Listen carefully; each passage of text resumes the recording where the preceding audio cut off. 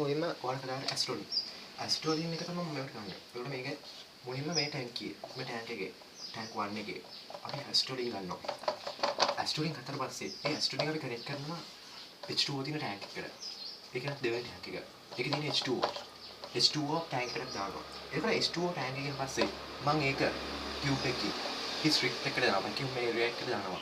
මේක තමයි vacuum area එක.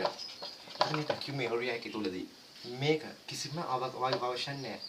එලි කෙලින්ම එන්නේ මේ ඇසිටෝලින් සහ H2O විතරයි. ඒක වැකියුම් එකකට ආවට පස්සේ මම දහනයට වෙනම කූටරියක් හදනවා. වෙනම ටැංක් එකක් හදනවා.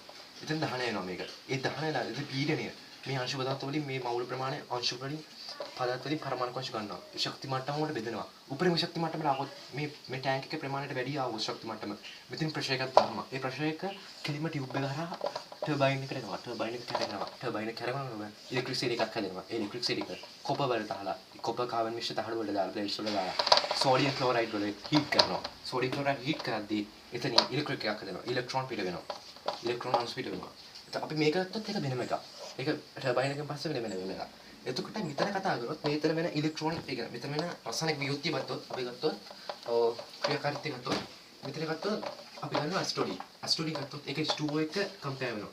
කම්පෙයාර් වෙනකොට අපිට මෙහෙම ගත්තොත් ඔයා දන්නවා මෙතන කාබන් අණු දෙකක් තියෙනවා. එතකොට මේ කාබන් අණු සහ මේ ජලයේ තියෙන ඔක්සිජන් අණු සමග හයිඩ්‍රජන් අණු ටික මේකෙදී මෙතන කාබන් හයිඩ්‍රජන් බොන්ඩ් එකක් හදා ගන්නවා. මෙතන හයිඩ්‍රජන් ප්‍රමුඛ වෙලා තමයි බොන්ඩ් එක දාගන්නේ. එතන කාබන් හයිඩ්‍රජන් බොන්ඩ් එක හදා ගන්නවා. මෙතන ප්‍රධාන වශයෙන් කැල්සියම් ඔක්සිජන් උයි බොන්ඩ් එක හදාගන්න කැල්සියම් ඔක්සයිඩ් වෙනවා. එතකොට මෙතනින් එහා පැත්තට ගත්තොත් මෙතන ජල අණු තියෙනවා. ජල අණු එකක් නෙමෙයි ගොඩක් තියෙන ජල අණු. එතකොට ඔයාලා දන්නවා ජල අණු මෙතන ජල අණු වල උඩ තියෙන ප්‍රධාන ආකාරයට කැල්සියම් උයි ඔක්සිජන් උයි ප්‍රතික්‍රියා කරලා බොන්ඩ් හදා ගන්නවා. එතකොට පල්ලෙහා තියෙන කාබන් උයි හයිඩ්‍රජන් බොන්ඩ් හදා ගන්නවා. මේ හදාගත්තට පස්සේ අන්තිමට ඔයාලා දකින්න පුළුවන් වෙන ව්‍යුහ තමයි කැල්සියම් ඔක්සයිඩ් හදනවා.